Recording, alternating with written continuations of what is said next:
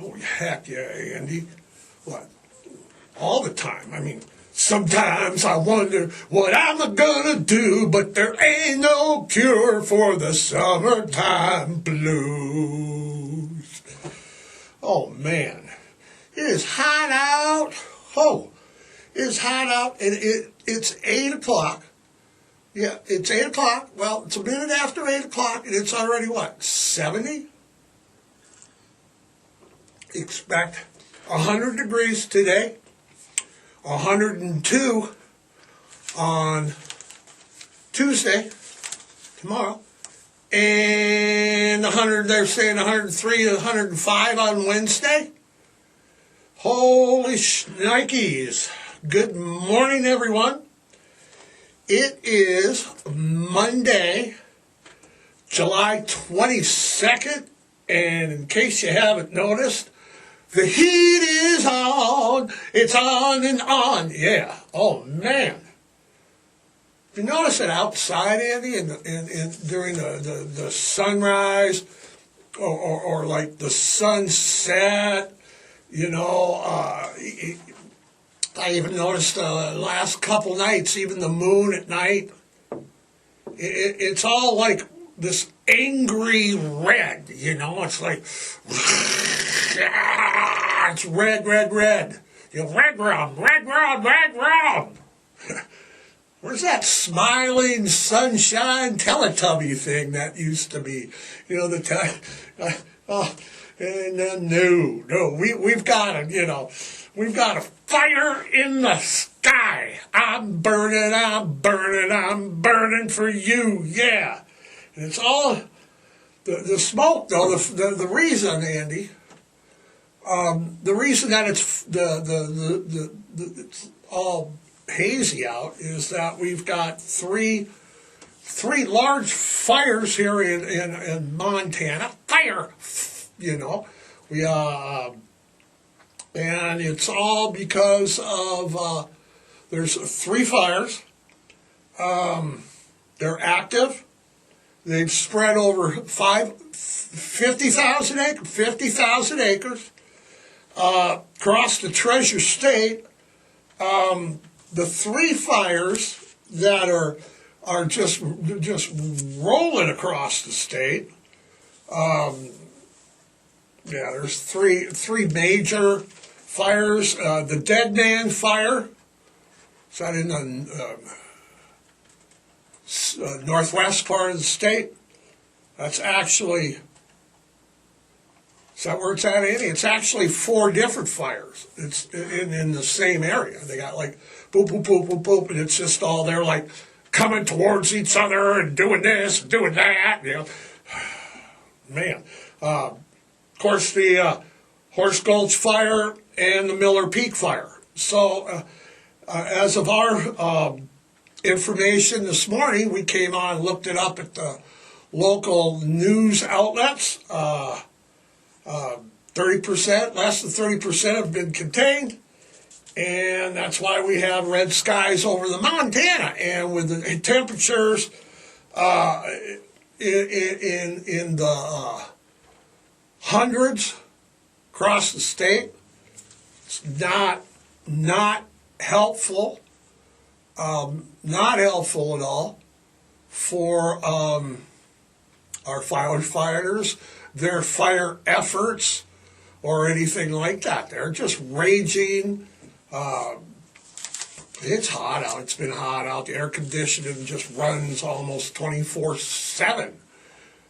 I usually keep mine set around 72. When it's 100 out, that's a 30-degree difference in temperature. That's pretty good. We've been in the mid to upper 90s. But it's just been unbearably hot from coast to coast. So remember, everybody, you have to stay hydrated. And for God's sakes, don't take your kids in the car. Don't take your dogs, your cats in this. Don't even, geez, 102? Whew. man, the temperatures will be all this week like that. Air quality will be all this week like that. So, if you have health concerns, if asthma or anything like that, health conditions, elderly, grandma, Mima, remember that the air quality is not going to be the greatest, okay? Check on the elderly, make sure everybody's hydrated. Absolutely, Andy, it's hot. So, as you know, the Great Falls Gazette, and there they are right there. You see a little story there, right here, and a little story there about Foghat. They're our sponsors, among others. And a couple of weeks ago, we were approached for a collaboration effort between me and the Great Falls Gazette. And they contacted me, and they were like, would you like to interview Bryan Bassett, the lead guitarist of Foghat? And I'm like, does a bear poop in the woods? I mean, come on, yeah, we're going to listen to a little Foghat now, okay? And come on, all right? So, with the collaborated effort, we synchronized everything. It went down last Tuesday morning. We got a phone hookup set up down there to Great Falls Gazette. You go down our door, go down the hallway. You've heard the drill. You take the stairs down to the third floor, hang a left. It's the second office on the right. They're expanding down there, by the way. But anyway, so last Tuesday, they got a hold of me, and we got the interview set up with Bryan Bassett. Of course, Bryan Bassett is the lead guitarist of Foghat. He's also was the lead guitarist for other bands such as Wild Cherry, Play That Funky Music, White Boy, and Molly Hatchet. We were beating the odds, we were beating the odds, we were beating the odds again. So, Andy, what do we got here? We're going to listen to that interview now? Okay, what do? I just press play, and hopefully the interview will come up. Okay, right here, right where it says Bryan Bassett, Foghat interview, press play. All right, well, okay, so we're going to listen to last Tuesday's. It's a 16-minute interview between Pipewrench Peterson and Bryan Bassett, the lead guitarist of Foghat. Press play. Good morning, Great Falls Gazette. This is Pipewrench. Hey, Pipewrench. This is Bryan Bassett of Foghat calling you. Hey, Bryan. How are you this morning? Oh, great. Great. I gotta let you know we're recording this, and we're gonna run an article in the Great Falls Gazette this Friday, and then I'm gonna take a copy of this recording, and it's gonna be on my podcast next Monday, and then we're gonna do a reminder in the Great Falls Gazette again next Friday, the following Friday, and then we're gonna see you on Sunday. Great, Dennis. Should be a great show. Looking forward to it. All right. Are you ready to go? Yep. All right. All right, Bryan. Where are you calling from this morning, and how's the weather down there? Well, it's really hot down here in Central Florida, and getting ready to head to rehearsals in a few hours. But we're like everywhere else in the country, in the 90s. Right. I was looking, and we are the same age, and I grew up in Detroit, and you grew up in Pittsburgh. What was the music scene? What was the music scene like for you growing up in Pittsburgh in the 60s and 70s? It was a fantastic music town. Of course, Pittsburgh, goes way back to the 40s and 50s as a jazz center and a blues center, and has great history there. But during my time in the 70s, there were dozens and dozens of clubs to play. Of course, all the bands there did 4 sets, 10 to 2 in the morning. Mostly cover bands to start out, and we tried to get a set of original material in there. but we were really spoiled, not unlike Detroit, which was a great, city up there. Dozens of clubs to play. And Right. Really great place to learn how to play music and, get your stagecraft done. I tell people I was spoiled growing up in Motown, and speaking of Motown, you played in the funk rock band Wild Cherry. Tell us a little bit about that. Well, that was our big break, it was my big break for sure. We had, I had several club bands before I joined Wild Cherry, and the music scene was changing. It was going from rock, we were a rock band. We were playing, Rainbow, Foghat, Led Zeppelin, all that kind of stuff. But of course, that 70s, everything started going to R&B and funk, Isley Brothers, Average White Band, Earth, Wind and Fire. And the song Play That Funky Music was our big hit. We had hoped to record a 45. Of course, this is vinyl days. Right. In the local jukeboxes to juice up our club money a little bit, but it got picked up by a record company and became a big hit for us, and it was really exciting.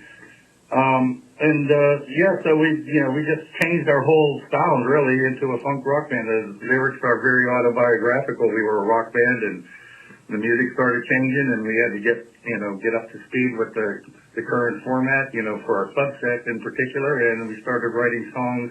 I think we copied ourselves mostly off of the Commodores and a band called Trapeze, which I liked, which was like a rock band. Glenn Hughes was in there recording. Right, Glenn Hughes. Yep.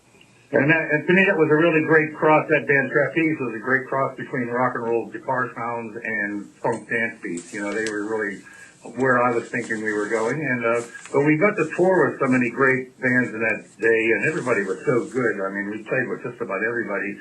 The Belkin brothers, who were very, famous concert promoters during that time, all over the country, but particularly in Cleveland, Ohio, is where they were based. And they were able to get us on a lot of tours as an opening act and eventually as headliners, but we played with Average White Band, some of the last Jackson 5 shows, Earth, Wind and Fire, Commodores. I can't think of any R&B act during those couple of years that we didn't actually get to perform with. So it was a real exciting time, and the musicianship was so high. This was before computers and before extravagant, stage shows. Of course, Earth, Wind and Fire were pretty extravagant at that time. Probably, they had pyramids and lasers and everything. But so by and large, it was just, good light show and really good musicians and playing really great music. Nice. Now,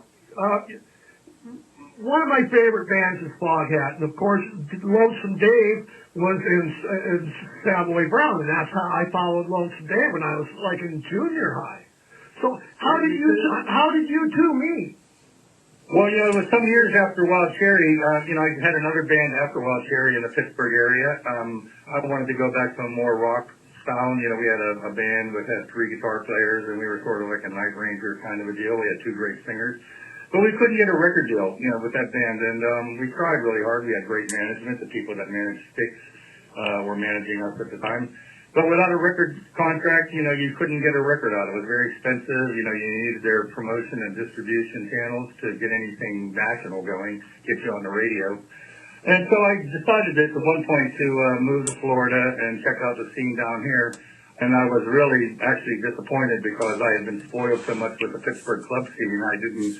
I figured Florida was a vacation mecca, and it was a place that I thought would be a lot of club work, but there really wasn't. And so I went into recording engineering. A friend of mine that I met, Bob Greenlee, owned a company called King Snake Records, and it was an independent blues record label. I became his engineer and studio guitarist for nearly 15 years, really, starting in the mid-'80s. I had a quartet at that time called Blue House, and we played in the Orlando area. And Lonesome Dave had just moved back from England. He had been on a several-year hiatus in England, moved to Florida, Orlando. And my friend Pat Travers, the great guitarist, was a friend of mine, and particularly a friend of our bass player, Stephen Deese. And they brought him to the club to see our band play. So, that's where we met, and we hit it off great. He was a big blues fan. We played very eclectic sets. We played what you might call swamp blues, which was Lazy Lester, Lazy Slim, all this really obscure blues music. And he knew every song. So No, he sat in with us, and we became friends. And then eventually, when he wanted to go on national tour again, he asked me to join him, and I did. And that was my introduction to the Foghat family, and that was like probably 89. I played with him till 92. All the original members of Foghat got back together in 1992, and I joined Molly Hatchet then for 7 years. And in 1999, when Rod Price, the original guitarist, decided to retire, Dave asked me to rejoin the band, and I've been here ever since. Nice, nice. You just mentioned Molly Hatchet. I'm a big fan of Molly Hatchet. What was it like playing in Molly Hatchet? I really liked it. First of all, we had a lot of European touring, which was sort of like a paid vacation. We were signed to a German record label called STV. I loved the guitar harmony work. It was really challenging as a guitar player to play those kind of songs, the songs, the original songs. And of course, I did 3 albums with them where we really concentrated on that, multiple guitar attack, with a lot of guitar harmonies and extended endings. So yeah, it was a lot of fun. There was a lot of great touring. It was a really good version of the band. And Danny Joe Brown was a hoot, and a very charismatic frontman. I mean, he was one of those guys, had that, undefined quality, or, he would walk out in front of an audience in an arena and just put his hands on his hips and the place would explode, so he just had that charisma. So it was a lot of fun meeting him and working with him and doing that kind of southern rock thing, which has a lot of blues in it, but a little bit more to the, country rock side, although we were pretty hard rock, I must admit. Right. And I've been listening to Foghat since I was in junior high. I think I lost my virginity to you guys. I mean, you were actually, kind of told me what it was like, but it's such a legendary band. I mean, to be in that band is just. What is it really like being in, you guys are my go-to band when I'm in a podcast and it's like, well, we're done for the day, let's go listen to Foghat. And now I'm talking to you guys. You guys are legends. What is it really like? Well, to play with Leslie Dave, he was a very quiet guy, but on stage he was like a firecracker. He would just blow up on stage, always gave 120% on stage, and just to play next to him was, fantastic. I think of him all the time when we're playing, even to this day, 20-some years later. But, yeah, he was a great guy. Got to play with Craig, and of course I'm still with Roger, the original drummer. Right. And after, I'm going way past 20 years now in the band, and we're just a family now. We love working together. We have a new singer, Scott Holt, who's played with Buddy Guy for over 10 years. And so he's very steeped in the blues. And so, yeah, we just still love traveling around the country playing and have a good time on stage. And that's what's great about the Foghat music. It's just good old rock and roll. No doubt. It was boogie rock and roll when before. Now, I haven't seen you guys since like the 1970s.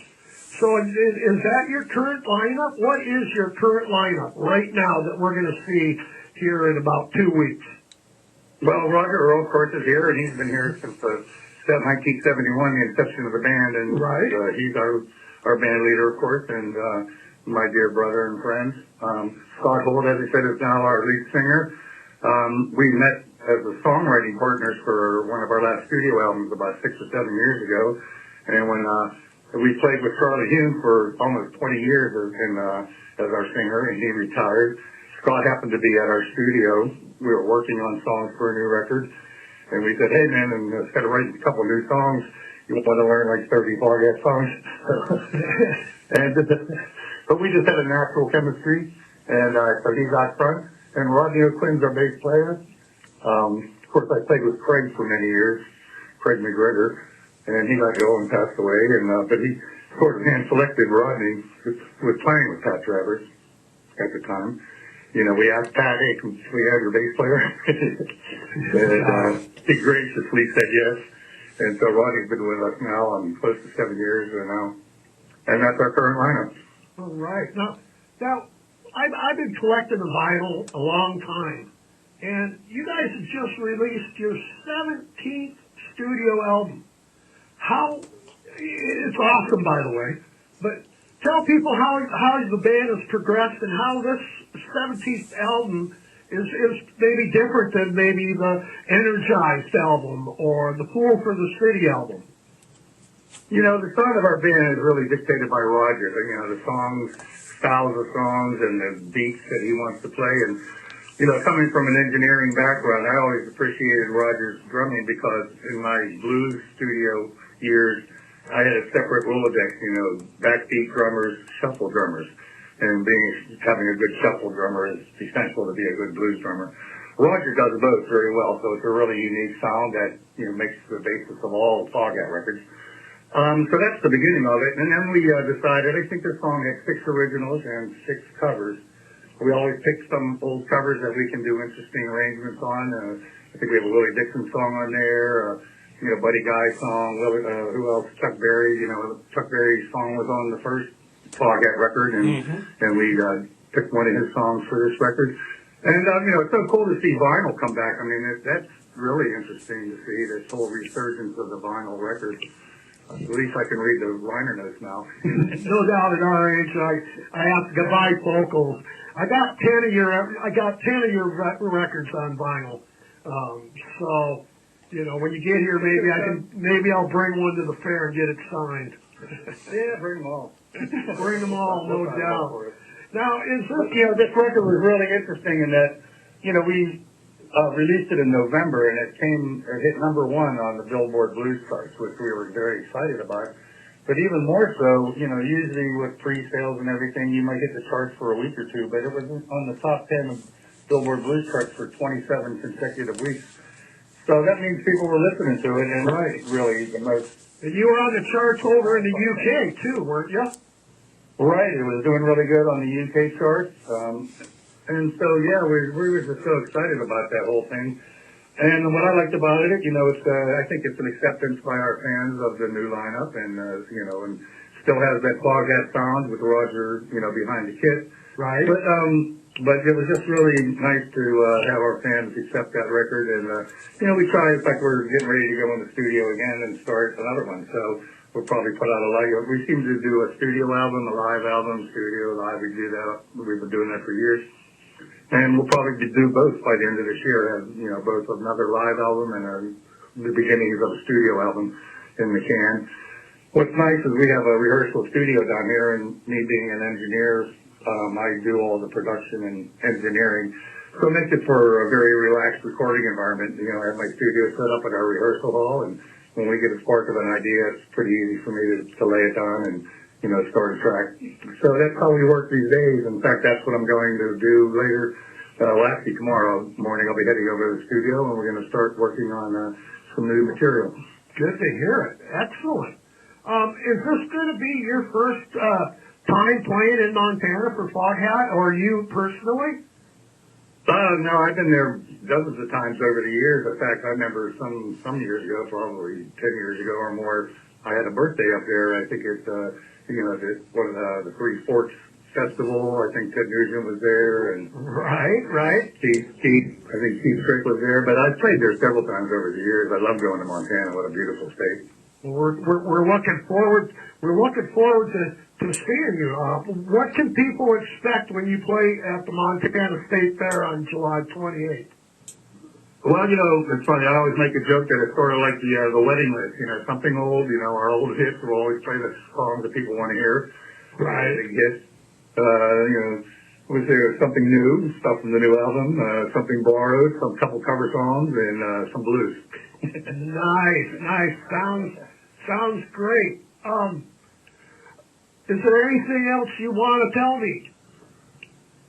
No, man, just go to foghat.com for all your Foghat needs. And we have a lot of great merch out there, and pick up a new album. We have some CDs and shirts and vinyl all signed. We spend a couple days signing stuff for people that want to, you know, get a collector's signed version of that. And other than that, you know, we're pretty much on all the streaming things. And come on out for a great rock and roll show. You know, we just like to hit it hard and have a lot of fun and get the audience involved and just have a good old 70s rock and roll party. No doubt. Well, I'm looking really forward to seeing you guys, and I'm going to let everybody know you're coming, and I hope to get a chance to meet you guys next Sunday when you're here.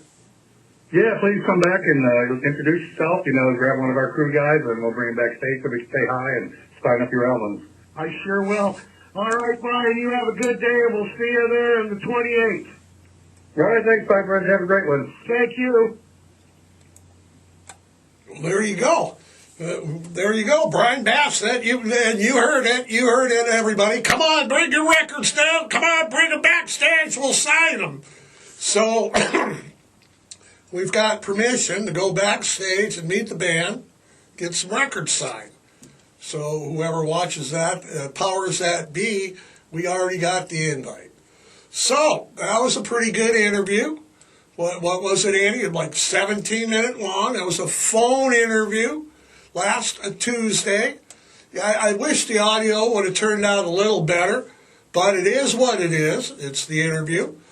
So the next Sunday, they'll be here the 28th. So go on out if you haven't got your tickets and go out and listen to some Foghat, Right, Fool for the City. I hope they play some stuff off Energize and their first album. So, you also can text the interview in print, part of it in this Friday's right past, Great Falls Gazette. That's right. Well, that is all we kind of had planned for today. There's fires going on, so be healthy. Now, you got to remember, people, it is going to be warm the next week. Okay, and I preach all this on every podcast. There is no reason to be taking your dog out, and I'm seeing it. I can't believe that I'm seeing it. Yeah, I know. Several times, police are being called. People are like almost breaking windows. People are like, yeah, I can't believe that when it's 100 degrees out, people are taking their dogs out in the car, leave them in the car, going, yeah, well, the window's cracked.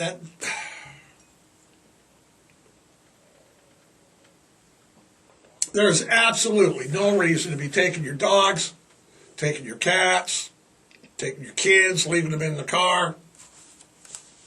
I'd like to take some of them people and leave them in the car. With an air conditioning, of course, we wouldn't advocate anything besides, good conduct. So, until next week, spay and neuter, everybody.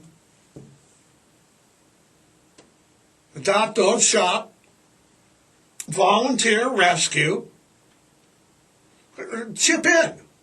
Get some dog food. Okay, we scored a bunch of tennis balls last year. I can't remember a case of tennis balls, like in tubes and stuff. We just took them up to the animal shelter. We don't play tennis. Or do we? All right. Spay and neuter, like I said, and adopt the shelter pet today, okay? Until next week, hope to see you all out at Foghat next Sunday night. It's a hot one. We are out of here. We're out of here, Andy. We're out of here.